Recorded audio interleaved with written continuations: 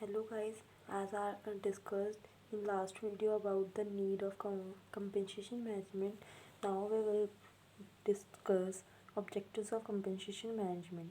So first objective is to establish a fair and equitable remuneration, जिसमें main purpose compensation management का क्या होता है, to maintain the internal and external equity in remuneration to paid to employees को internal and external equity in remuneration में जो है पे कर सके।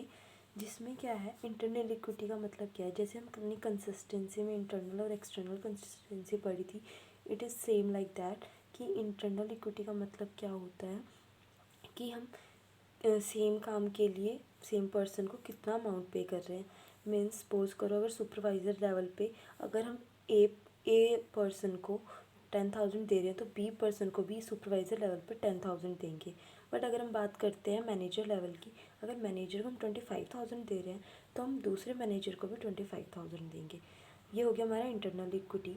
उसके अगेंस्ट हमारा है उसके नेक्स्ट है हमारा एक्सटर्नल इक्विटी, जिसमें क्या होता है हम बाहर के इन्वायरमेंट के बेस पर देते हैं कि अगर साथ वाली ऑर्गेनाइजेशन में सेम इंडस्ट्री की दूसरी ऑर्गेनाइजेशन में एम्प्लॉयज़ को एट द सुपरवाइज़र पोस्ट अगर वो लोग मतलब अदर ऑर्गेनाइजेशंस भी अगर 10,000 दे रही है तो हम भी 10,000 पे करेंगे फॉर द सिमिलर जॉब।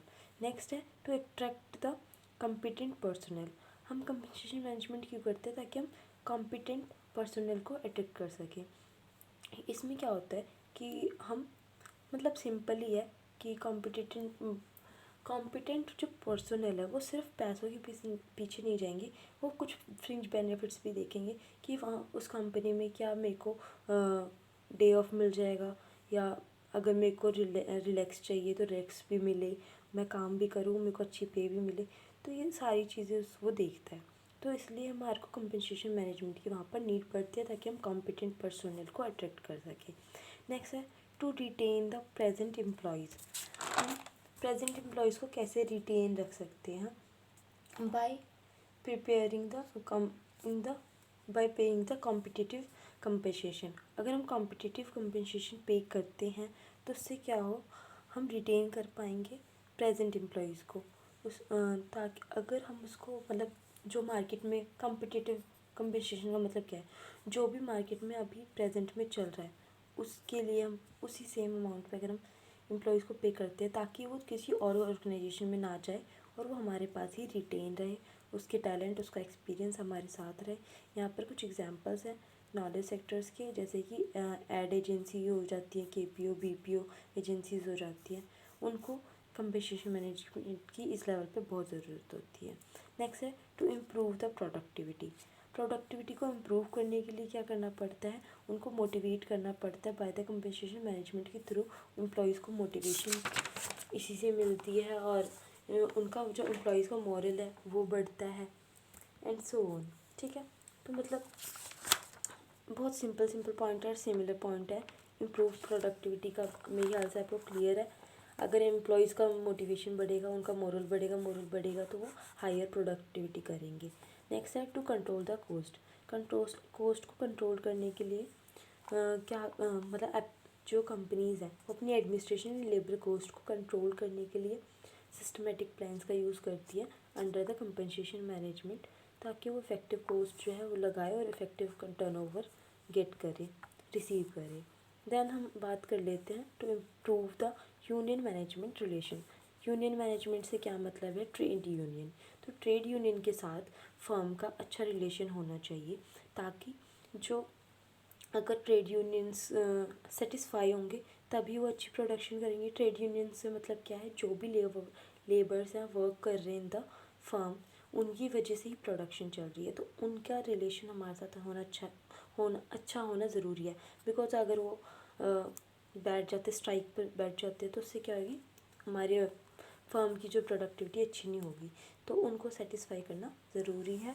उसको इम्प्रूव हम कैसे करेंगे, बाय कंपनसेशन मैनेजमेंट। ठीक है, जो भी हमारा प्रिवेलिंग पे लेवल्स चल रहे होंगे मार्केट में, ठीक है, और जॉब्स के अकॉर्डिंग उनको वो पे करना ज़रूरी है, एक्सेप्टेबल होनी चाहिए by the trade unions. Next है to improve public image of the company. Company की पब्लिक इमेज अच्छी होनी चाहिए इन द मार्केट, मतलब उसको अच्छा करने के लिए क्या ज़रूरत है, कंपनसेशन मैनेजमेंट।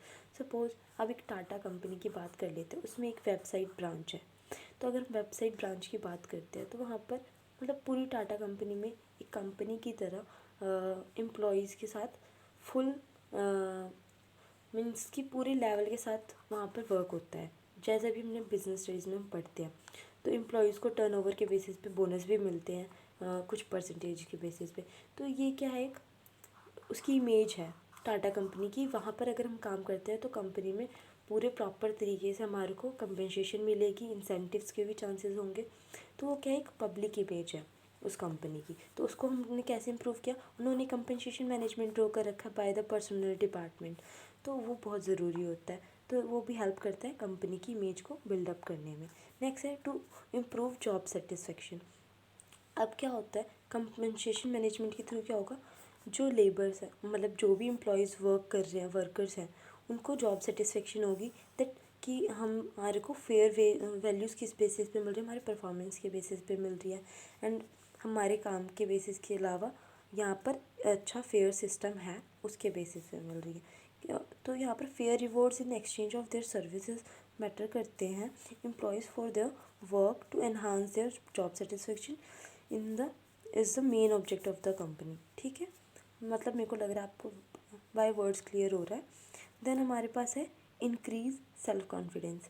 अगर एम्प्लॉयज़ को उनके काम के मुताबिक, मतलब अगर वो बेस्ट परफॉर्म कर रहे हैं और उनको बेस्ट परफॉर्म करने के साथ साथ बेस्ट क्या मिल रही हैं, बेस्ट उनको वो मिल रही हैं, मतलब काम जितनी परफॉर्मेंस है, जितनी टर्नओवर है, जितना उन्होंने टास्क कंप्लीट कर लिया, उस बेसिस पे अगर उनको कंपनसेशन मिलती है तो ये क्या है, उनसे उनका सेल्फ कॉन्फिडेंस बढ़ता है। और अगर उनका सेल्फ कॉन्फिडेंस बढ़ेगा तो वो बूस्ट अप होंगे कि वो और अच्छी प्रोडक्टिविटी करें।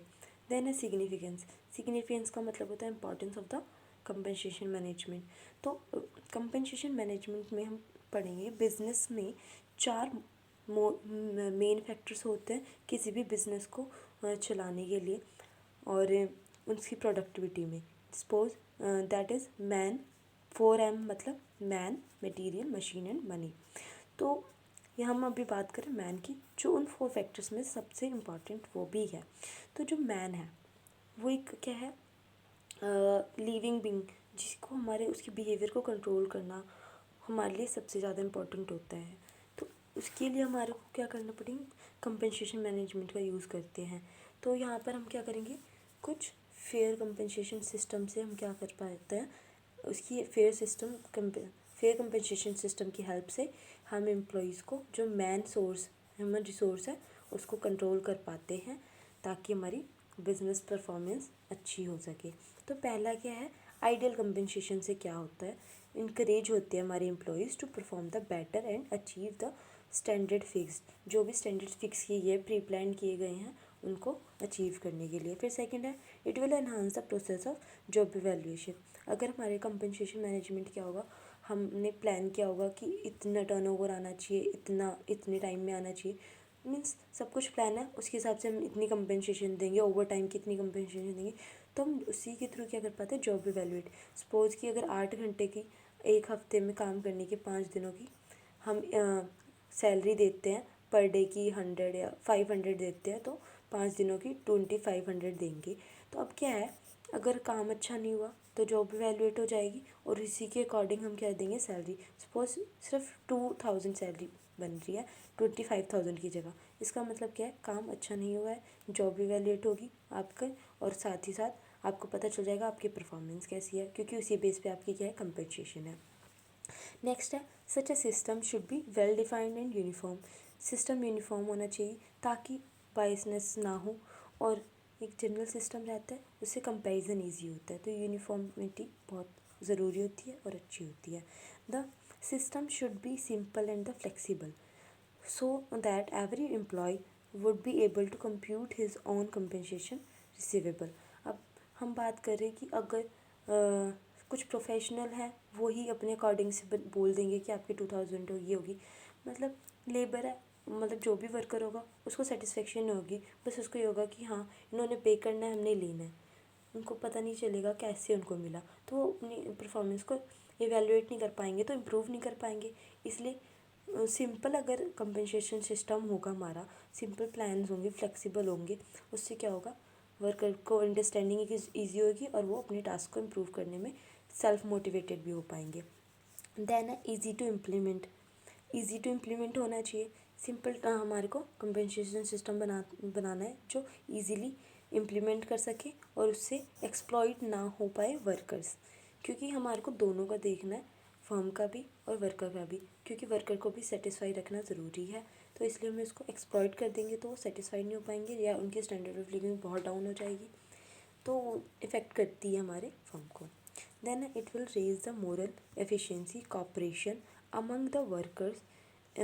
तो अब क्या होगा, इसका एक और बेनिफिट क्या है कंपनसेशन मैनेजमेंट का, कि हमारी एफिशिएंसी इंक्रीज़ होगी। अगर एफिशिएंट हमारा कंपनसेशन मैनेजमेंट होगा तो कॉपरेशन रेज होगा, क्योंकि अच्छी रिलेशनशिप बनेंगे इसकी वजह से, एंड मोरल तो एम्प्लॉयज़ का रेज हो गई।